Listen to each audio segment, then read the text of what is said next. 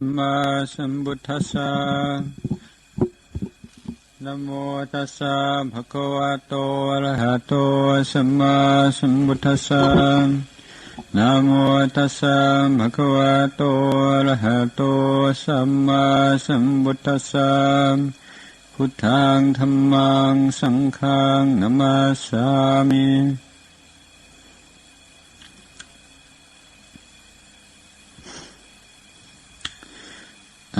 This evening, I thought I'd read from a book that's just arrived.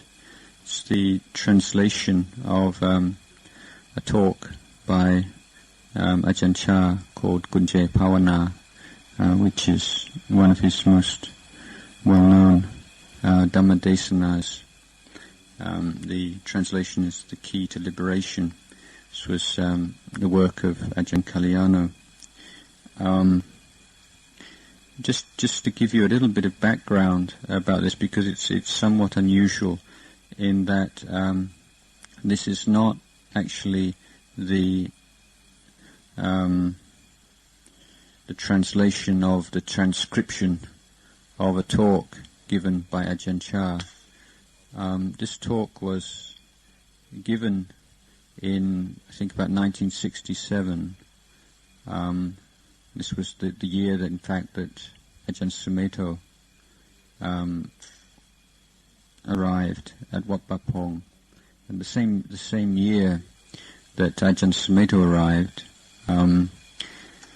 there also arrived Ajahn Mahamon, who, if you remember, we went to pay respects to him at the beginning of Pansa. He's now one of the most senior monks in our tradition. That was a very special year for Wat Pah Pong, in that with the arrival of Ajahn Sumedho, the first Western monk. But Ajahn Mahamon's arrival also caused quite a stir, because he was very well known in Pariyatti circles, in the study circles in Ubon, and was well known as a teacher of the academic study of Buddhism.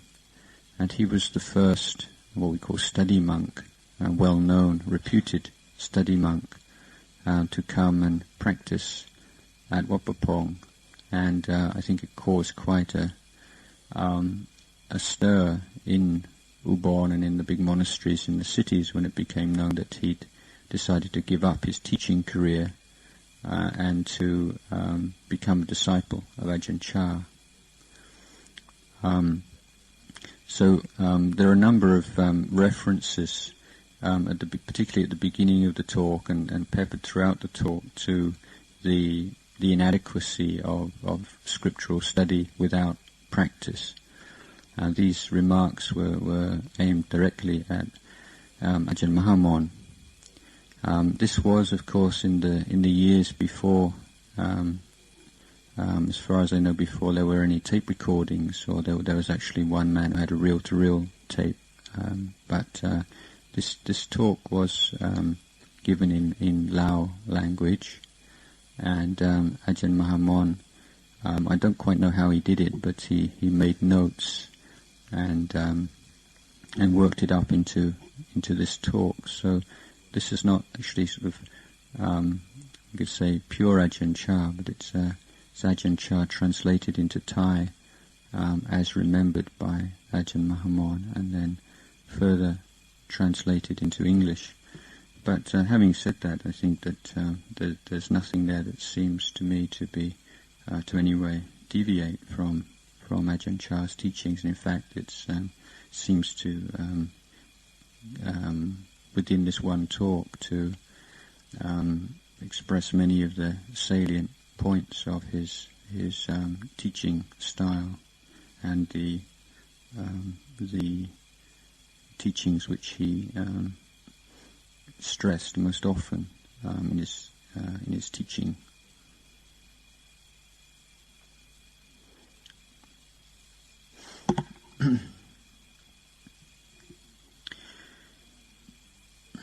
In Buddhism, the primary reason we study the Dhamma is to find the way to transcend suffering and attain peace.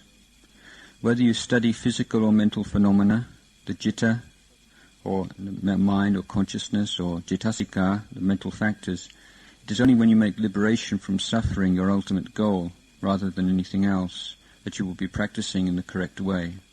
This is because suffering and its causes already exist right here and now.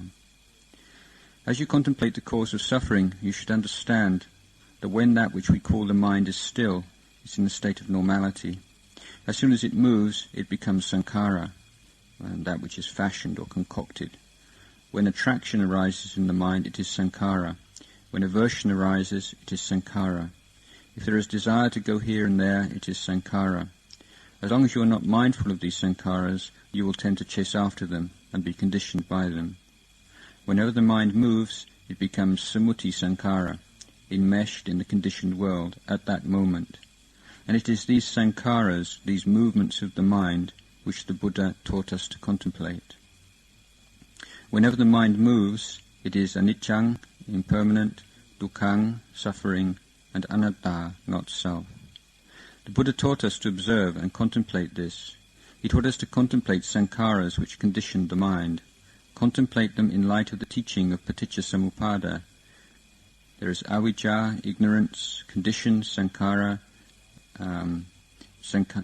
avijja conditions sankhara, or karmic formations, sankhara conditions vijñāna, or consciousness, vijñāna conditions nama, mentality, and rupa, materiality, and so on. You have already studied and read about this in the books, and what's set out there is correct as far as it goes. But in reality, you're not able to keep up with the process as it actually occurs. It's like falling out of a tree. In a flash, you've fallen all the way from the top of the tree and hit the ground, and you've no idea how many branches you passed on the way down. When the mind experiences a mind object and is attracted to it, all of a sudden you find yourself experiencing a good mood without being aware of the causes and conditions which led up to it. Of course, on one level the process happens according to the theory described in the scriptures, but at the same time it goes beyond the limitations of the theory. In reality, there are no signs telling you that now it's avijja, now it's sankhara, then it's vijñāna, now it's nama rupa, and so on. These scholars who see it like that don't get the chance to read out the list as the process is taking place. Although the Buddha analyzed one moment of consciousness and described all the different component parts, to me it's more like falling out of a tree. Everything happens so fast you don't have time to reckon how far you've fallen and where you are at any given moment. What you know is that you've hit the ground with a thud, and it hurts. What takes place in the mind is similar. Normally when you experience suffering, all you really see is the end result, that there is suffering, pain, grief and despair present in the mind. You don't really know where it came from. That's not something you can find in the books. There's nowhere in the books where the intricate details of your suffering and its causes are described. The reality follows along the same course as the theory outlined in the scriptures, but those who simply study the books and never get beyond them are unable to keep track of these things as they actually happen in reality. Thus the Buddha taught to abide as that which knows, and simply bear witness to that which arises. Once you've trained your awareness to abide as that which knows, and have investigated the mind and developed insight into the truth about the mind and mental factors, you'll see the mind as anatta, or not self.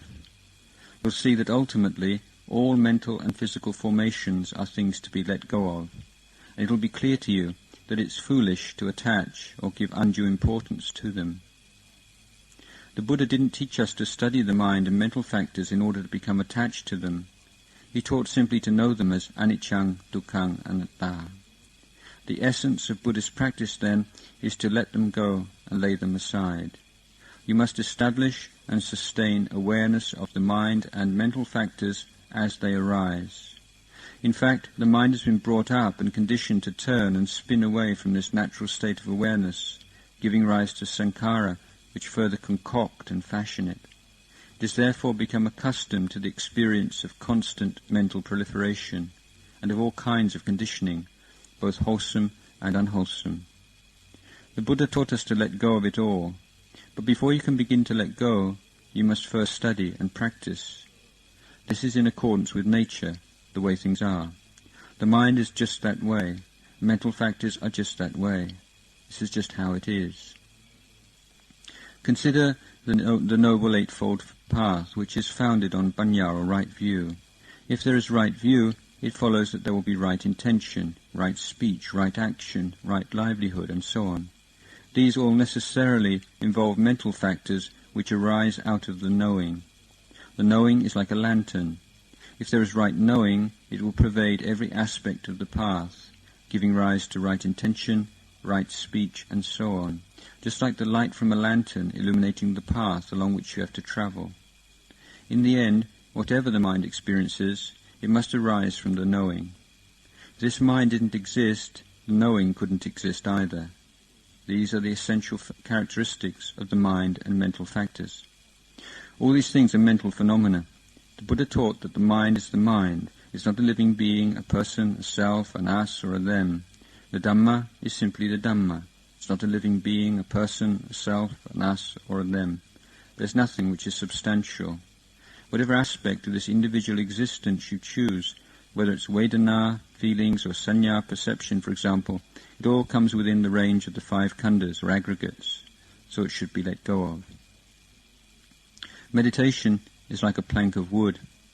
Let's say vipassana is one end of the plank and samatha is the other. If you were to pick the plank up, would just one end come up, or would both of them? Of course, when you pick up the plank, both ends come up together. What is vipassana? What is samatha? They are the mind itself. At first the mind becomes peaceful through the practice of samatha, through samadhi. By developing samadhi, you can make the mind peaceful. However, if the peace of samadhi disappears, suffering arises. Why does suffering arise? Because the kind of peace which comes through samatha is itself samudaya, the noble truth of the origin of suffering. It's a cause for suffering to arise. Even though a certain state of peace has been attained, the practice is not yet finished. The Buddha saw from his own experience that this isn't the end of the practice. The process of becoming is not yet completely exhausted. The conditions for continued birth still exist. The practice of the holy life is still incomplete. Why? Because suffering still exists. The Buddha thus took up the calm of samatha and continued to contemplate it, investigating to gain insight until he was no longer attached to it.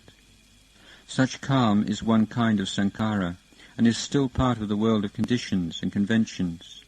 Attaching to the calm of samatha means attaching to the world of conditions and conventions. And as long as you're attached to conditions and conventions, you're attached to becoming and birth.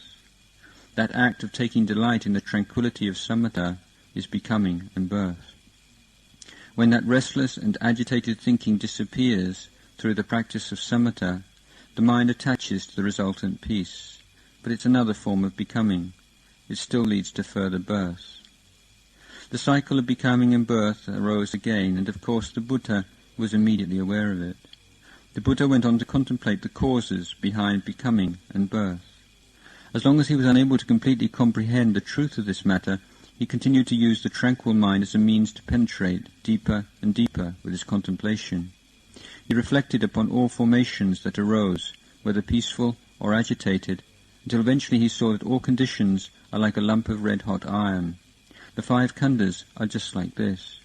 When a piece of iron is glowing red-hot all over, is there any part of it you can touch without getting burnt? Can there be anywhere at all which is cool? If you try touching it on the top, the sides, underneath, or anywhere, would you be able to find a single spot which was cool? Obviously, there wouldn't be a cool place anywhere, because that lump of iron is red-hot all over. Similarly, each of the 5 khandhas is as if red-hot to the touch. It's a mistake to attach to calm states of mind, or think that the calm is you, or that there is a self which is calm.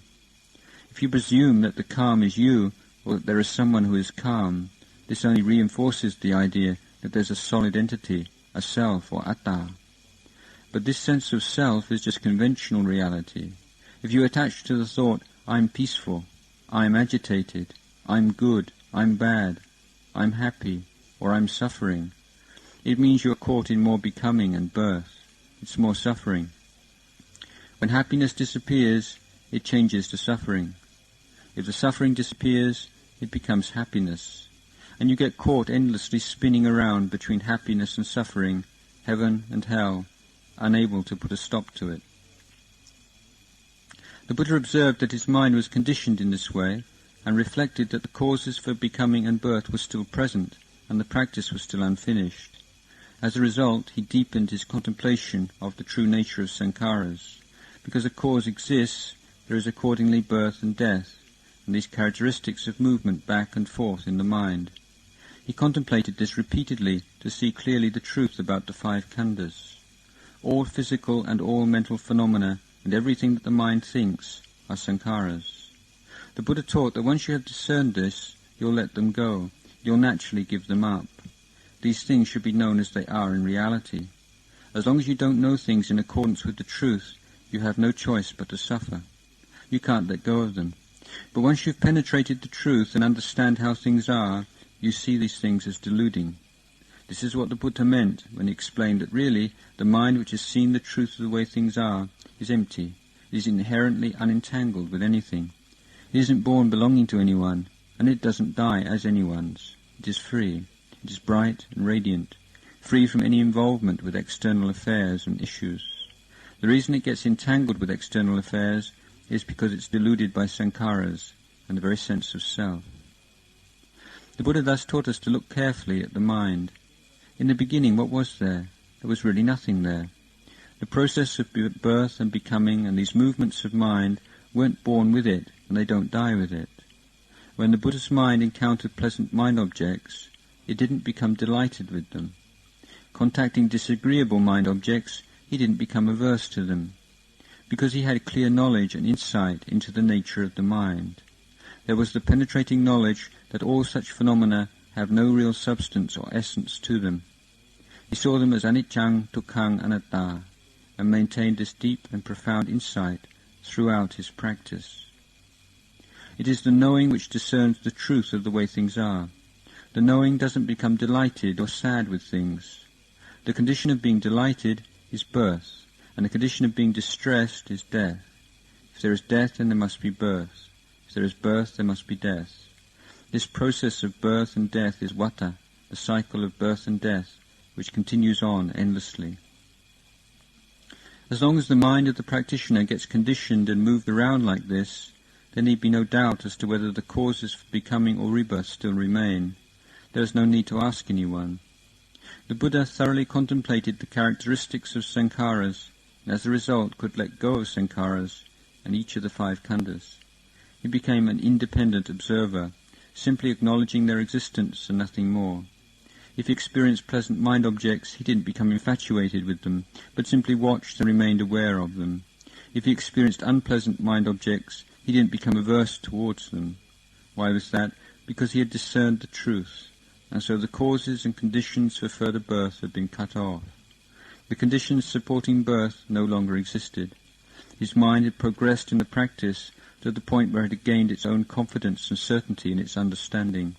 It was a mind which was truly peaceful, free from birth, aging, sickness, and death. It was that which was neither cause nor effect, nor dependent on cause and effect. It was independent of the process of causal conditioning. There were no causes remaining, they were exhausted. His mind had transcended birth and death, happiness and suffering, good and evil. It was beyond the limitation of words and concepts. There were no longer any conditions which would give rise to attachment in his mind. Anything to do with attachment to birth and death and the process of causal conditioning would be a matter of the mind and mental factors. The mind and mental factors do exist as part of reality. They truly exist in conventional reality. But the Buddha saw that however much we know about them or believe in them, it's of little real benefit. It's not the way to find real peace. He taught that once you know them, you should put them down, renounce them, let them go. Because the mind and mental factors are the very things which lead you to both that which is wrong and that which is right in life. If you are wise, they can lead you to what is right. If you're foolish, they lead you to what is wrong. The mind and mental factors are the world. The Buddha used the things of the world to observe the world. Having observed the way things are, he came to know the world, and described himself as being lokavidu, one who clearly knows the world.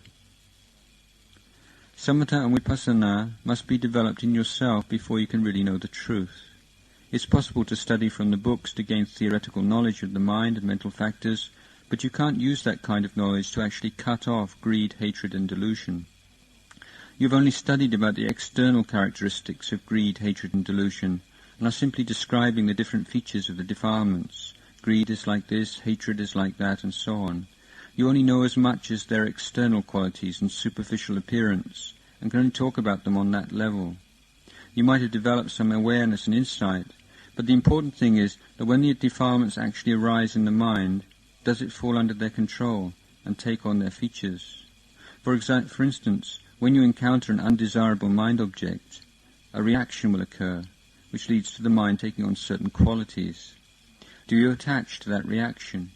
Can you let go of your reaction? Once you become aware of aversion that has arisen, does that which knows store that aversion in the mind? Or having seen it, is that which knows able to let it go immediately? If having experienced something you dislike, you still store up aversion in the mind, you must take your practice back to square one, because you're still at fault. The practice is still not perfect. If it reaches the point of perfection, the mind will automatically let things go.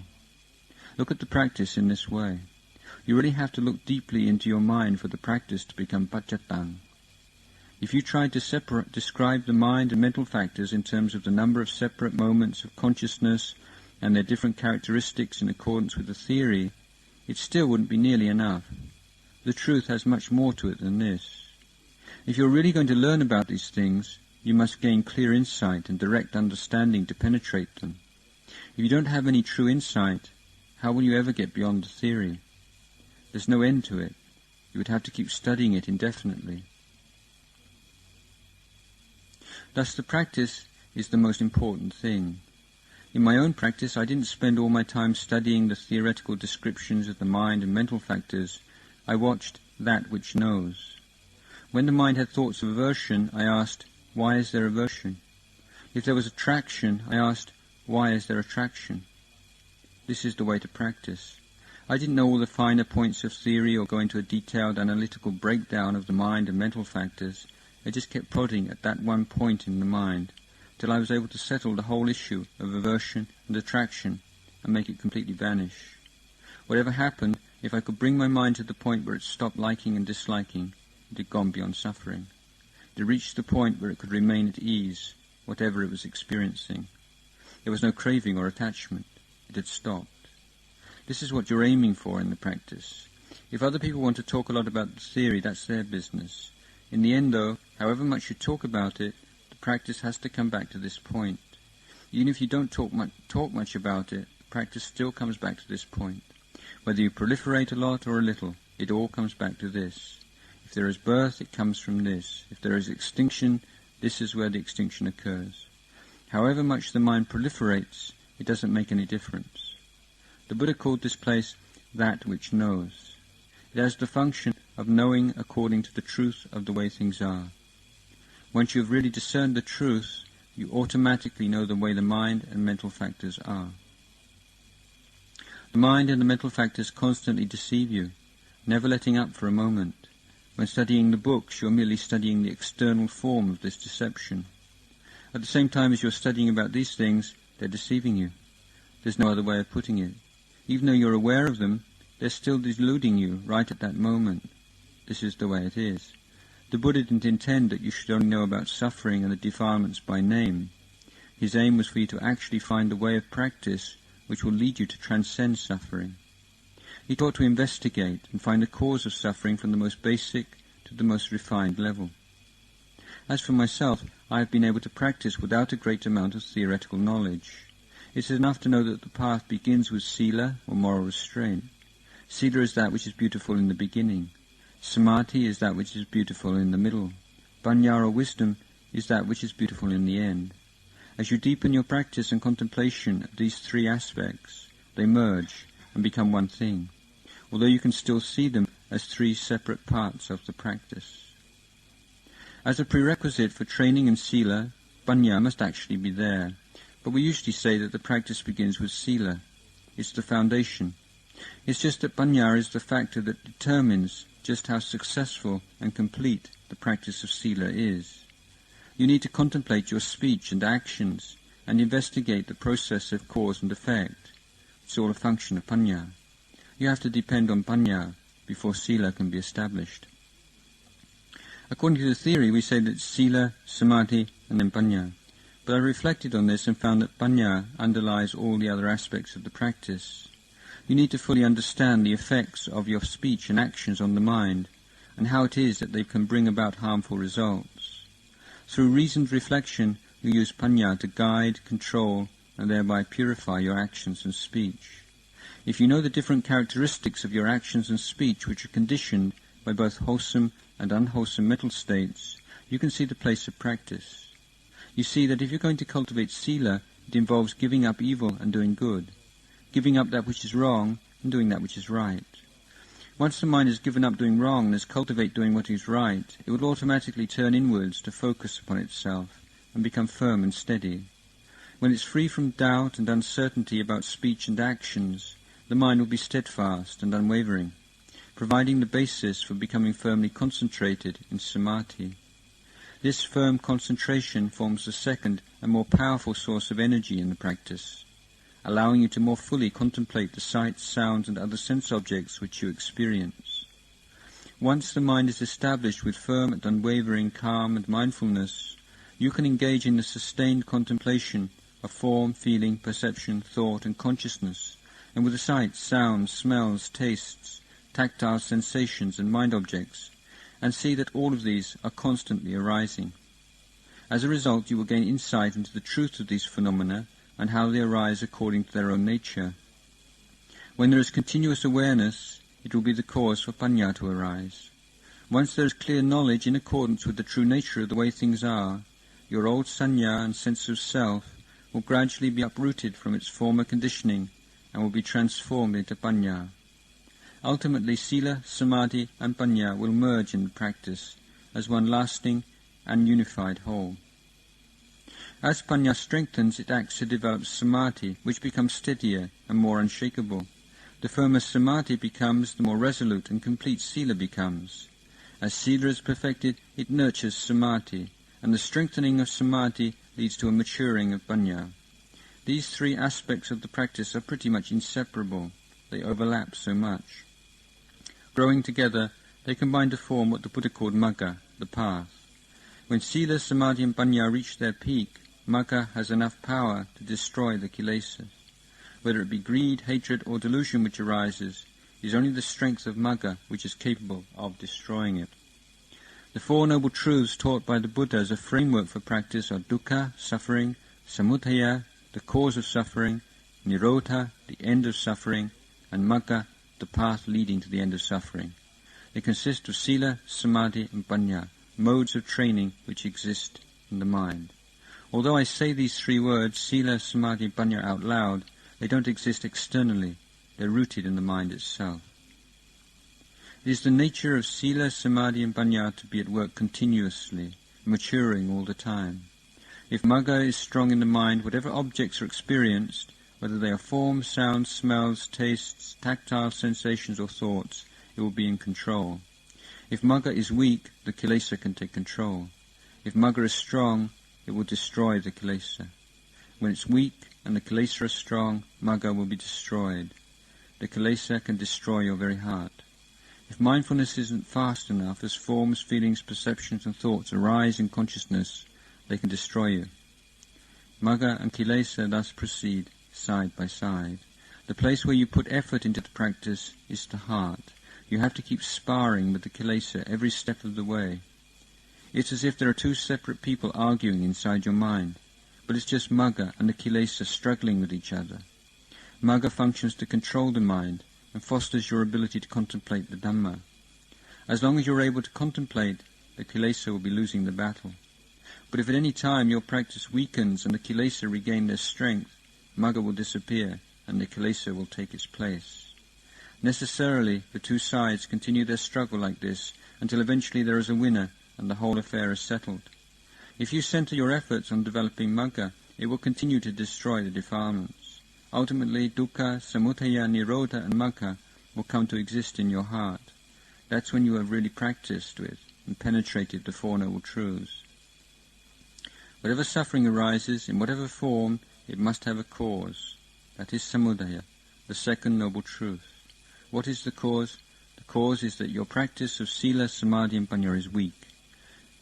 When the path is weak, the defilements can take hold of the mind. When they do take over the mind, they become samudaya, and inescapably give rise to different kinds of suffering. If suffering arises, it means that the aspect which is able to extinguish suffering has disappeared. The factors which give rise to magga are sila, samadhi and panya.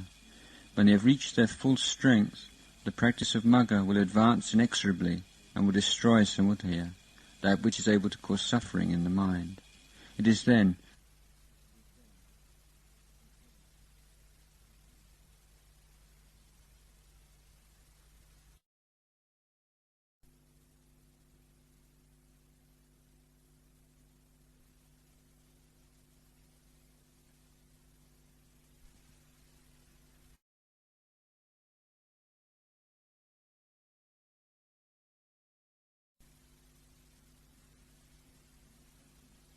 as the practice of sila, samadhi and panya has reached its highest level, which means that magga has reached the point where its progress has become unstoppable.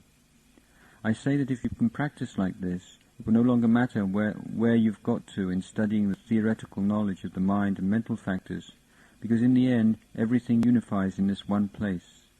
If the mind has transcended conceptual knowledge, it will be very confident and certain in the practice, having gone beyond all doubt. Even if it starts to wander off, you won't have to chase it very far to bring it back onto the path. What are leaves of the mango tree like? It's enough just to pick one leaf and look at it to know. Even if you look at 10,000 leaves, you won't see much more than you do looking at one. Essentially, they're all the same. By looking at one leaf, you can know all mango leaves. If you can look at the trunk of the mango tree, you only have to look at the trunk of one tree to know them all. All the other mango tree trunks are the same. Even if there were 100,000 of them, I would just have to look at one to really see them all. The Buddha taught to practice dhamma in this way. Sila, samadhi and panya are what the Buddha called magga. But magga is still not the heart of the Buddha's teaching. It's not an end in itself. It wasn't really what the Buddha wanted, just by itself. But it is the way which leads inwards. It would be like travelling from Bangkok to this monastery, Wat Nom Papong. What you want is to reach the monastery. You don't actually want the road or the tarmac itself, but you'd need to use the road for the journey to the monastery. The road and the monastery are not the same thing. The road is simply the way to the monastery, but you have to follow the road if you want to reach the monastery. You could say that neither sila, samadhi nor panya form the heart of Buddhism, but they do form the pathway by which the heart of Buddhism can be reached. Once you have practiced with sila, samadhi and panya to the highest level, peace arises as a result. This is the ultimate aim of the practice. Once the mind is calm, even if you hear a sound, it doesn't disturb it. Having attained such calm, you no longer create anything in the mind. The Buddha taught letting go. So whatever you experience, you don't have to fear or worry. The practice reaches the point where it is truly paccattang, and because you have direct insight, you no longer simply have to believe what other people say.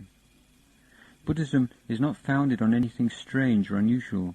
It doesn't depend on different kinds of miraculous displays of psychic powers or superhuman abilities. The Buddha did not praise or encourage those things. Such powers might exist, and with your practice of meditation, it might be possible to develop them. But the Buddha didn't praise or encourage them because they are potentially deluding. The only person he did praise were those beings who were able to free themselves from suffering. To do this, they had to depend on the practice. Our tools, which are dana or generosity, sila, samadhi and panya, these are what we have to train with. These things form the way which leads inwards. But in order to reach the final destination, there must first be panya, to ensure the development of magga. Magga, the Eightfold Noble Path, means sila, samadhi and panya. It cannot grow if the mind is covered with kilesa. If magga is strong, it can destroy the kilesa. If the kilesa are strong, they destroy magga. The practice simply involves these two things battling it out until the end of the path is reached. They have to struggle continuously, not ceasing until the goal is reached. The tools and supports of the practice are things which involve hardship and difficulty. We must depend on patience and endurance, restraint and frugality. We must do the practice for ourselves, so that it arises from within and really transforms our own minds.